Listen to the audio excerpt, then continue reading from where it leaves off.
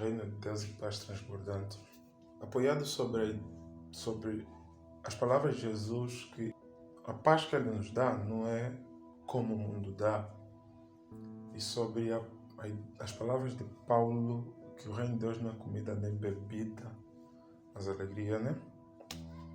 É que nós precisamos compreender que nós estamos sofrendo algumas coisas porque nós ainda não percebemos exatamente o que é que Deus quer que nós tenhamos. É que nós somos muitas vezes levados a viver uma vida, mesmo sendo cristãos, sofrida nessa terra, porque a gente não percebeu o panorama que Jesus abriu para nós. Se estudarmos o reino de Deus na visão de Apocalipse, nós perceberemos qual é a intenção de Deus a nos proporcionar tão belas paisagens que João descreve, que parece que ela é toda coberta de ouro, né? E há uma beleza, só a beleza, o estar, a alegria, todo o esplendor, toda a tecnologia que você pode imaginar feita na terra, João coloca no reino de Deus, lá transbordante. A gente precisa perceber que se Deus criou tanto conforto para seus filhos, e aquilo tem o nome de reino de Deus, e Apocalipse, penso que 28, 20 ou 21, diz que Ele enxugará todas as lágrimas dos nossos olhos, não haverá mais sofrimento nem dor. Fora a beleza exterior que vai ter, a estrutura do céu, a beleza interior que não vai haver dor, não vai haver lágrima, que é o desejo e a intenção de todo ser humano nessa terra. Isso prova muitas vezes e traz aqui a nossa ideia de que se Jesus estava a ser sério e estava a ser literal quando ele disse que arrependei-vos porque é chegado o reino dos céus, colocando o arrependimento como condição para que o reino dos céus entre no coração de alguém.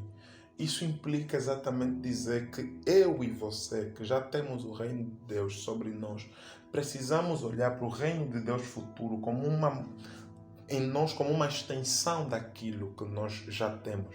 É como se nós estivéssemos experimentando um pouco da água que flui no trono de Deus. É como se você estivesse cheio de sede e de repente você conseguisse beber um copo d'água fresca. Um copo d'água fresca, ela não vai matar a tua sede, mas vai criar um alívio, vai criar uma sensação de alívio, uma sensação de bem-estar em você. Então, eu penso que cada um de nós como cristãos precisava exercitar mais esse foco. Isso não tem a ver, como Paulo fala, não é comida nem bebida. Isso não tem a ver com as conquistas que você tem, aleluia. Não tem a ver com as posses que você tem, os sucessos que você faz. Mas isso tem a ver com o quanto você sente e percebe esse reino sobre você. O quanto você tem paz, o quanto você vive em paz, o quanto você estavelmente vive. Porque assim, eu que não faço sexo, eu sou feliz. E sou feliz não como se o sexo não fizesse efeito para mim se eu fizesse, mas porque eu não dependo de outra coisa para me satisfazer, porque o reino de Deus é satisfação completa. Eu vou tentar conjecturar, e talvez por isso que não tenha nenhuma fonte de satisfação no reino de Deus fora de Jesus. Você não tem sexo. Todas as coisas que trazem prazer nessa terra você não tem sexo, você não tem álcool, você não tem pornografia, você não tem prostituição, você não tem todas as fontes que os homens usam para ter prazer nessa terra, você não encontra no reino de Deus, a não ser adoração. Aleluia. Então você consegue perceber exatamente que a intenção de Deus é que nós, quando estivermos no céu, Deus é a nossa única fonte de prazer. Você não tem nada mais que traz emoção no céu se não for Deus. Deus é a única coisa que nos traz emoção quando estivermos no céu. Então, se nós temos esse Deus que nos traz emoção, que no futuro será a nossa única base de emoção, é porque Ele quer exatamente que cada um de nós tenha Ele como fonte de satisfação apenas. É porque Ele quer que cada um de nós nessa terra não dependa de nada para ser satisfeito, feliz ou feliz. Ele quer que cada um de nós nessa terra apenas o tenha como base suficiente de satisfação, de emoção plena, suficiente. Ele é o único. Então, a gente precisa perceber isso. A gente precisa perceber que estamos perdendo o tempo de termos, estamos perdendo a oportunidade de termos a satisfação plena porque a gente está preocupada com o próximo salário, a gente está preocupada com o próximo emprego, a gente está preocupada com o emprego que não tem ou com o emprego que tem e não é suficiente.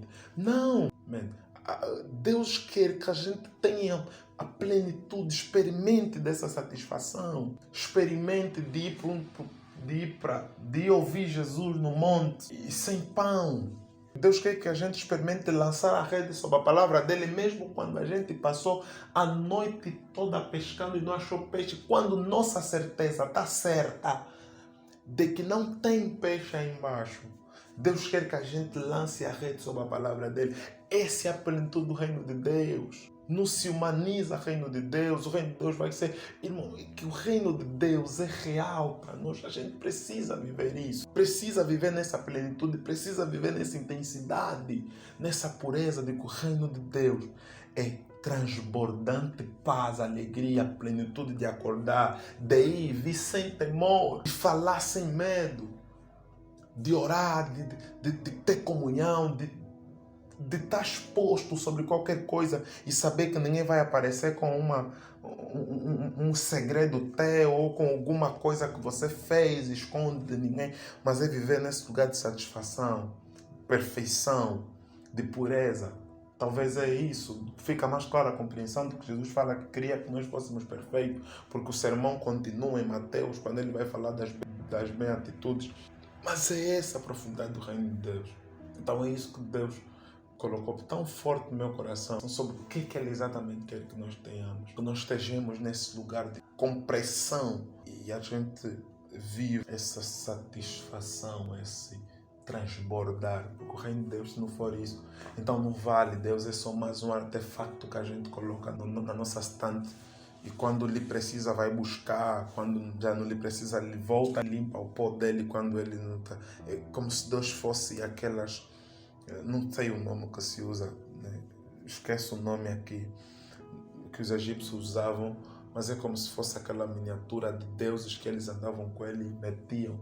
Como aquelas estátuas que têm, aqueles crucifixos. Se a gente não vê a plenitude do reino de Deus, mas se a gente quiser viver a plenitude do reino de Deus, Deus precisa ser em tudo, sobretudo, dentre todos, Ele precisa ser a nossa fonte. Fonte de todo prazer, fonte de toda satisfação, fonte de todo domínio. Deus precisa ser esse mundo cheio de graça, de paz, de satisfação para nós. Aleluia. Mas mais do que transportar palavras, é te fazer compreender que Deus quer que você viva transbordantemente o reino dele e que o reino dele seja a tua maior motivação. Que você saia de casa mesmo sem pão, que você fique em casa mesmo não tendo onde ir, mas amando isso. Que você ame o estado que Deus te colocou. Que você ame o momento que Deus te permitiu viver, como Jó. Tenha alegria, não importa se você perdeu 7 filhos e perdeu a riqueza, mas Deus quer que você ame e tenha gozo, se satisfaça com o momento que Ele está te permitindo viver. Porque quando a gente vive a plenitude do reino de Deus, a gente compreende que tudo é vontade dele. E a gente não questiona, a gente depende. A gente depende de Deus quando a gente vive a plenitude do reino.